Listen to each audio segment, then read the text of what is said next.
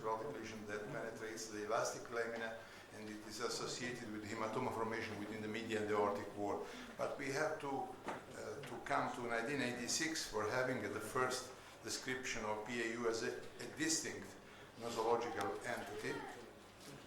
Here you have the definition that you know very well, of course, and you know also that it's possible that they can be complicated by pseudoaneurysm or intramural hematoma. The incidence of all acute aortic syndrome related to penetrating aortic ulcer seems to be between 2.3 and 7%. 70% are single or focal lesions, and in the great majority of cases are located on the descending thoracic aorta. In asymptomatic patients, in the great majority of cases, PAU is diagnosed by an occasional CT scan performed during investigation for other diseases. The symptoms, when it's symptomatic, are not specific.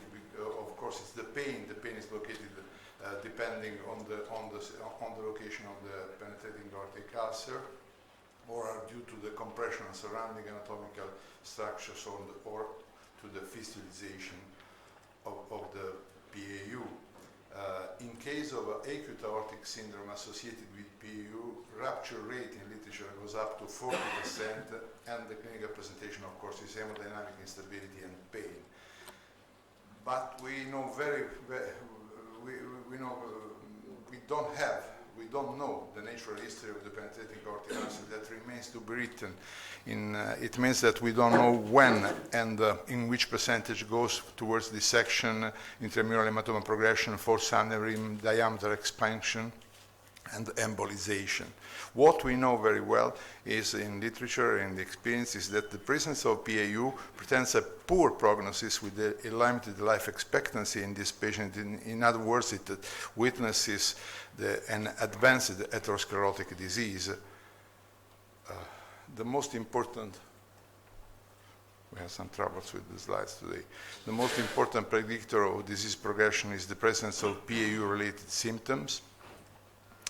The decision making is essentially based, especially in asymptomatic patients, on angio-CT scan, and that gives us all the information we need, especially PAU neck and PAU depth, that are the criteria adopted in the decision-making process in asymptomatic patients.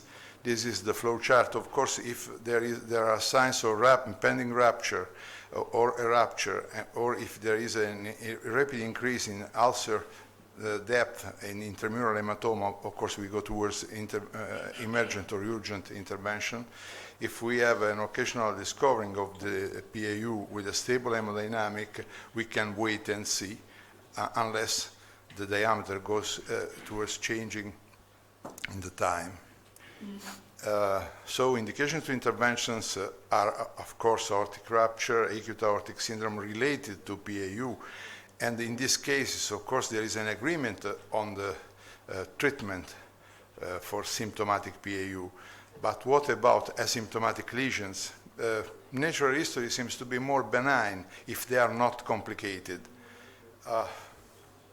Unfortunately, there are some troubles with slides, but the 2014 ESC guidelines gives us as an indication for asymptomatic patients a neck diameter of the PAU more than 10 millimeters, and a depth, a diameter of the penetrating aortic ulcer more than 20 millimeters. Coming to the treatment, of course, endovascular repair is very attractive on this kind of fragile patients with focal lesions, and of course a lower impact on these patients.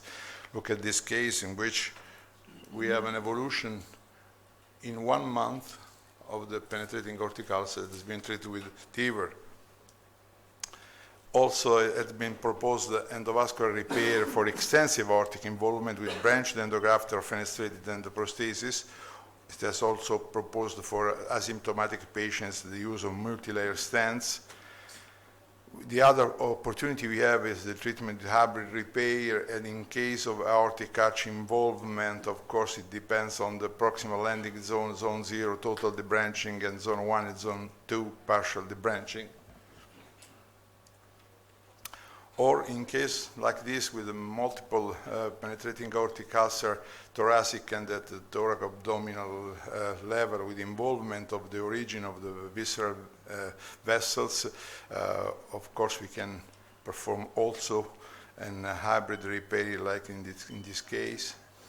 Open surgery remains an option for dramatic ulcers like this at the abdominal level, or in cases like this with the thoraco-abdominal treatment. Coming to our experience, we treated from 2007 and to 2015 46 patients. 25 were asymptomatic, and we followed the indications of the guidelines for deciding the decision-making process, and 21 were symptomatic. Great majority of cases were 3 and 4 ASA classification.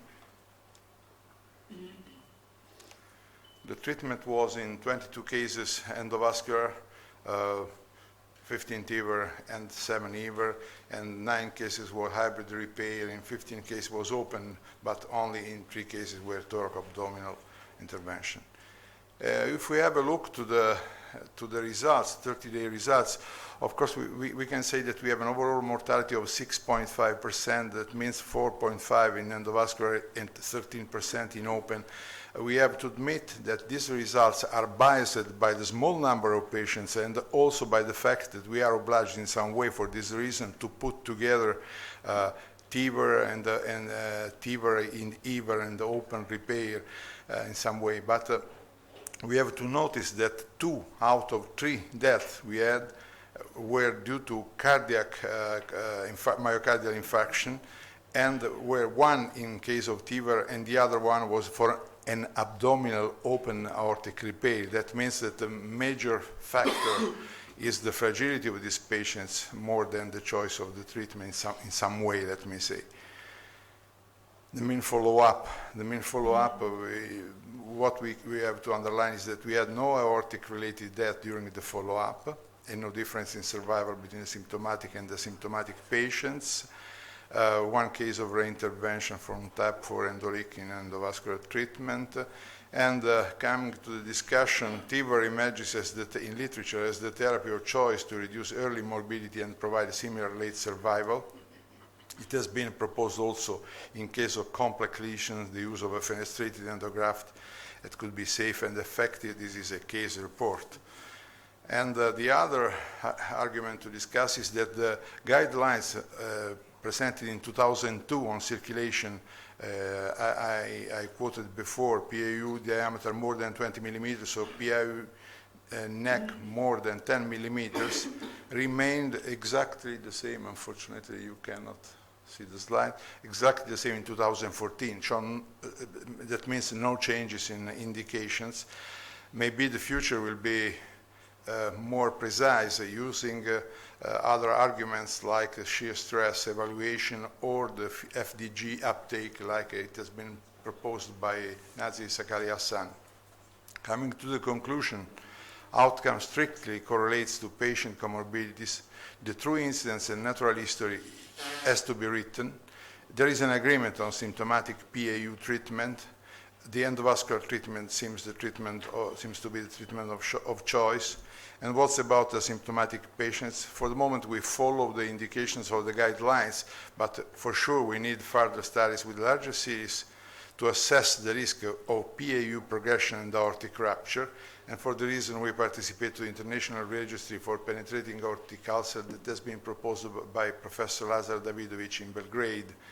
And the results will be presented next year in the Congress of our society, the European Society of Cardiovascular Surgery. I invite all of you to come. And let me conclude with 2 images of Domenico Steotokopoulos called El Greco, a picture, a wonderful and visionary painter who was born here in Heraklion, at that time called Candia in 1541.